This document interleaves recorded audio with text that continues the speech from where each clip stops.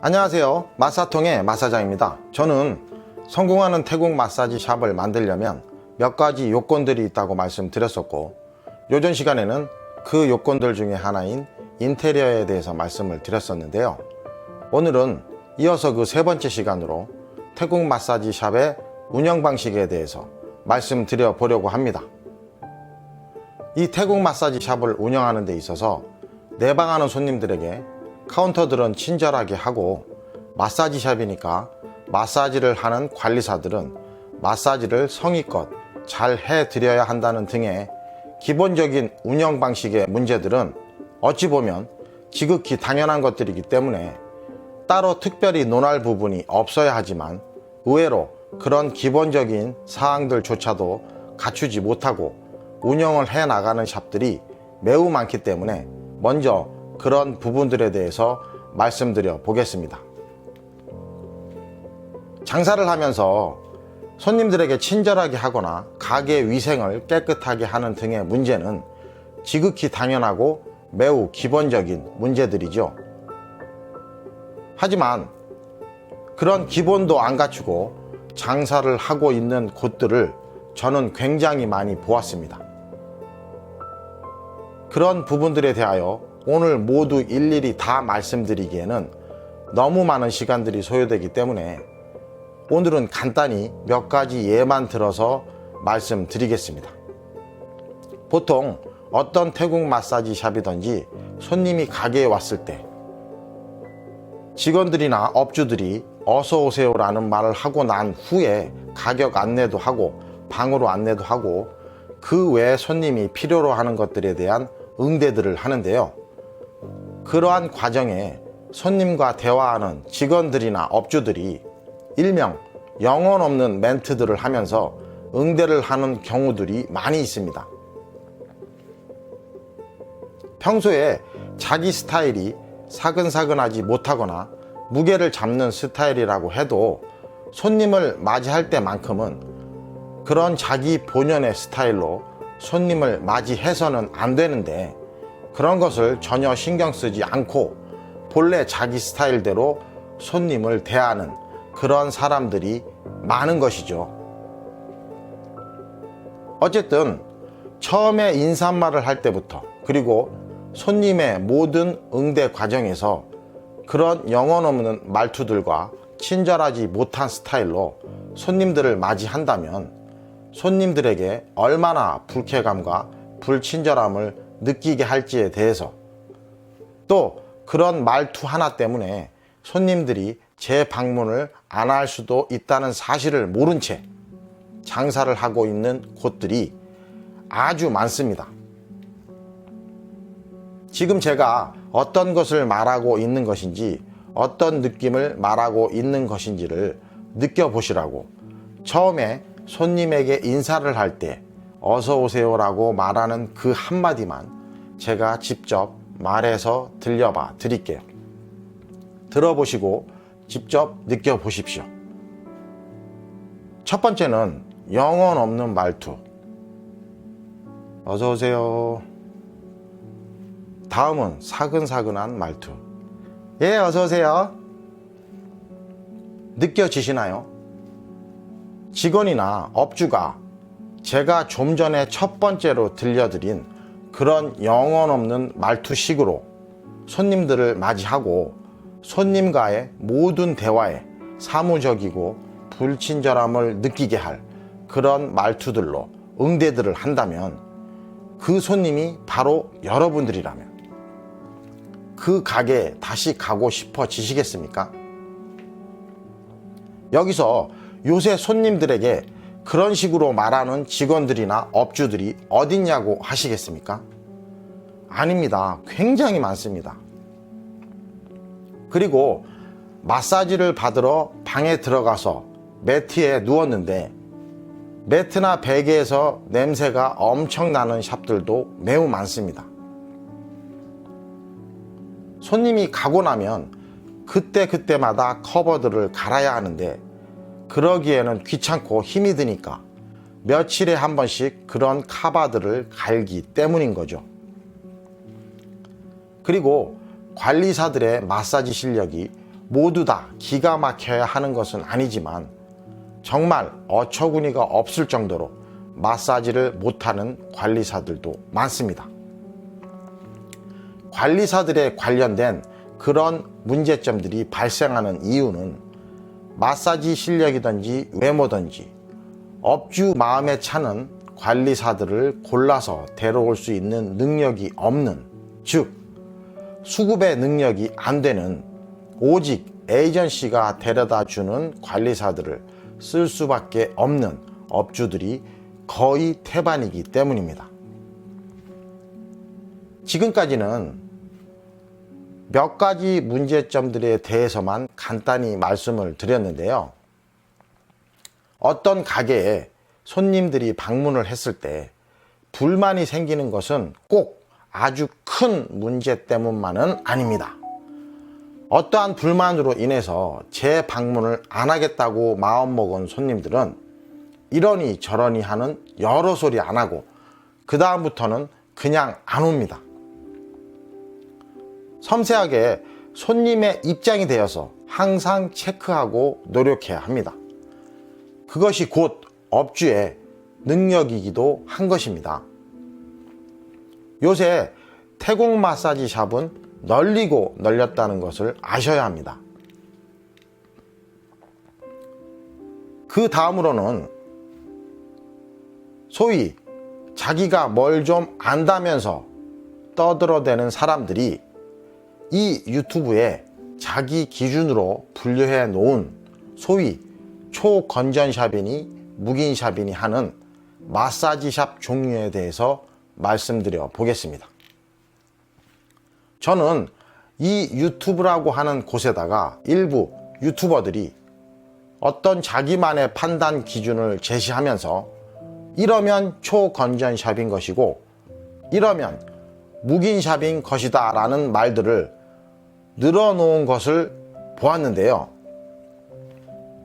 먼저 저는 그런 말들을 자기 기준에 의해서 함부로 말하는 분들은 일부 태국 마사지 업주 분들에게는 억울함을 발생시킬 수 있는 큰 실수를 하는 것이고, 또 그런 사람들의 동영상들을 시청하는 아무것도 모르는 일반 시청자 분들에게는 태국 마사지 샵의 종류에 대한 잘못된 판단 기준을 가르쳐 주고 있는 꼴이 되므로 자제해 줄 것을 당부드립니다.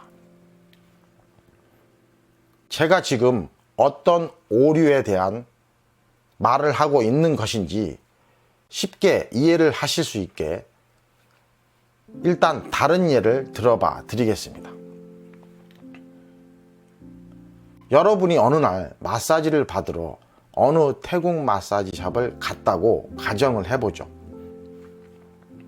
그런데 그날 여러분을 마사지 해준 그 마사지사가 한마디로 더럽게 마사지를 못했어요.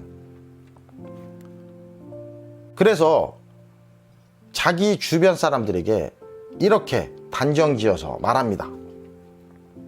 아우, 저 태국 마사지 샵 더럽게 마사지 못해 라고요. 물론 돈 주고 마사지를 받았는데 마사지를 그렇게 못했으니 얼마나 화가 나는 일이겠어요. 하지만 그 가게에 대해서 마사지를 못하는 가게라는 단정을 그날 단 하루 마사지를 받아본 상태에서 그 가게 마사지사들 중에 단 한 명의 마사지사의 실력만을 가지고 그런 결론을 내린다는 것은 잘못된 것일 수도 있다라는 말입니다. 즉 어떤 마사지 가게를 평가할 때 일부 마사지사의 마사지 실력을 가지고 그 가게 전체를 평가하는 것은 잘못된 것일 수도 있다라는 겁니다. 이 유튜브에서 자기만의 기준으로 태국 마사지 샵 종류를 만들어 놓은 유튜버는 자기의 말로는 자기는 건전으로만 몇 년 동안 태국 마사지 샵을 운영했다던 그런 태국 마사지 샵 전 업주였습니다. 그분이 이렇게 주장을 하더라고요. 자기는 건전으로만 장사를 했고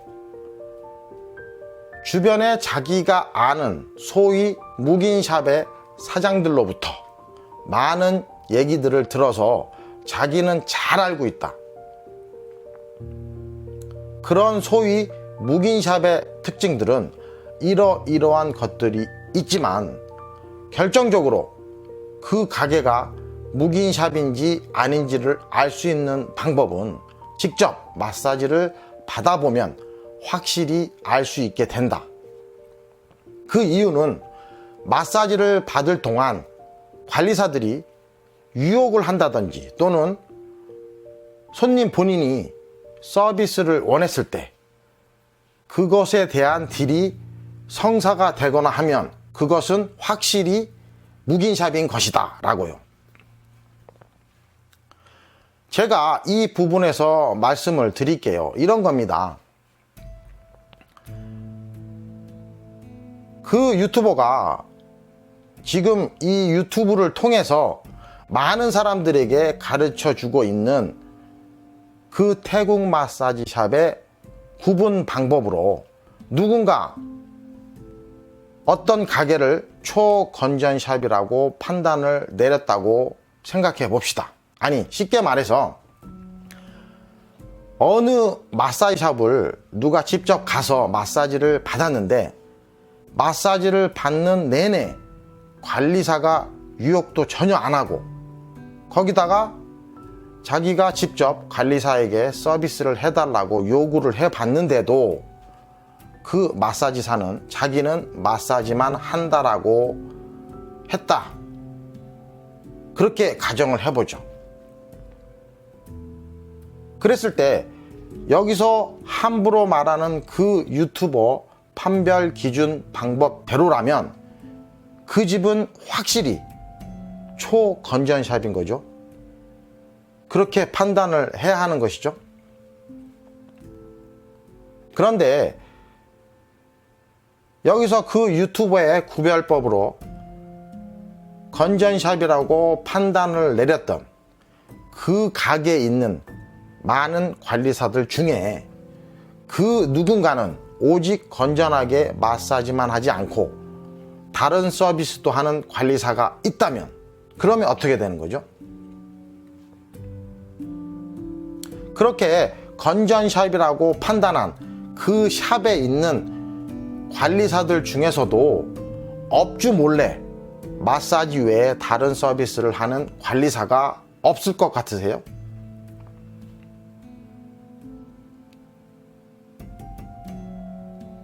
그런 가게에 있기도 합니다. 그게 제가 말씀드리는 포인트예요.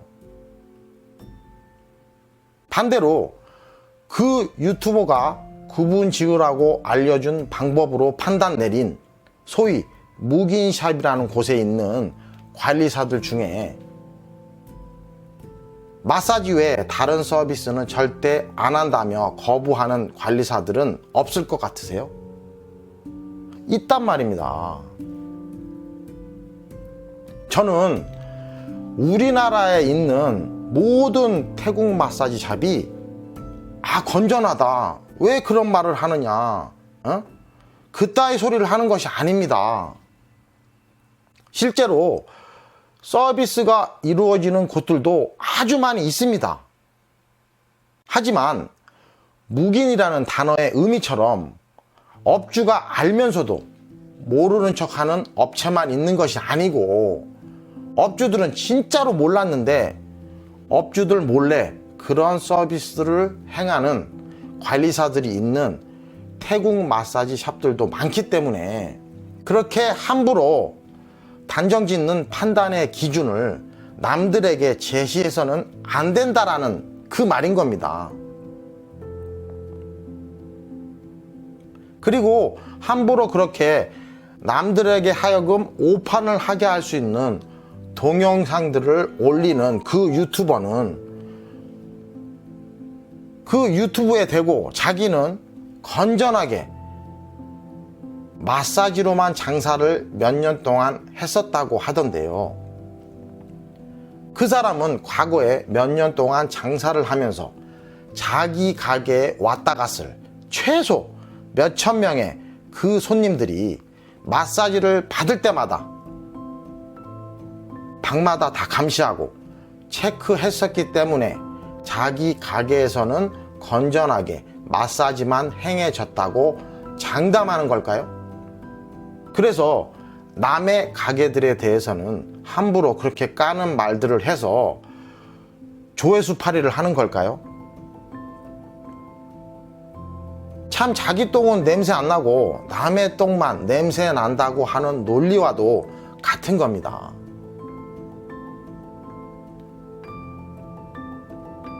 그런 일들은 꼭 업주의 의도에 의해서만 일어나는 일들이 아닙니다.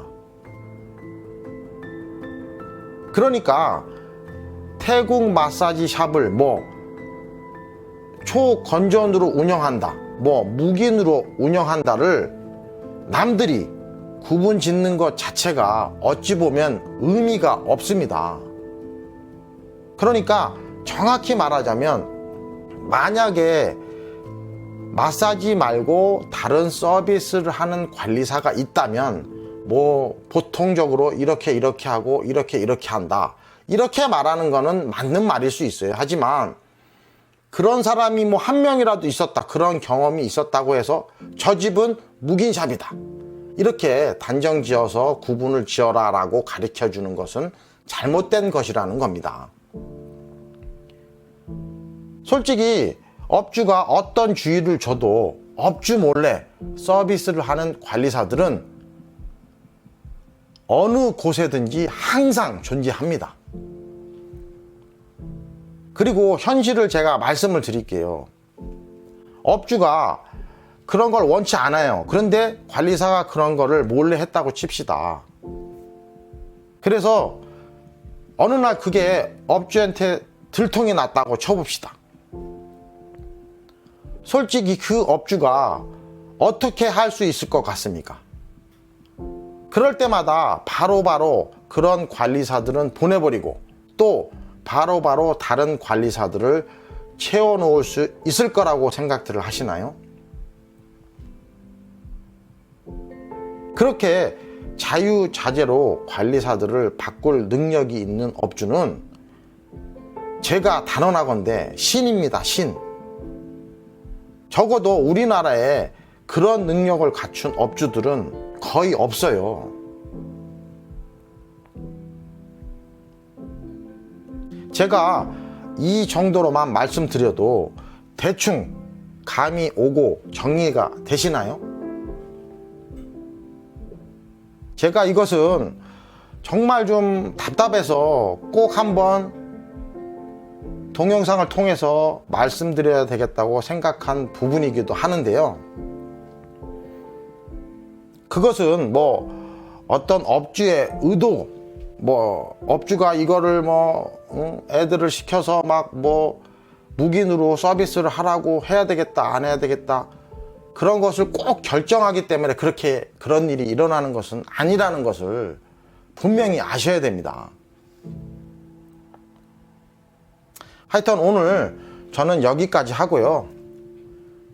다음 편인 가격 결정편에 다시 찾아뵙도록 하겠습니다. 오늘의 저의 동영상이 도움이 되셨다면 구독과 좋아요 부탁드리고요.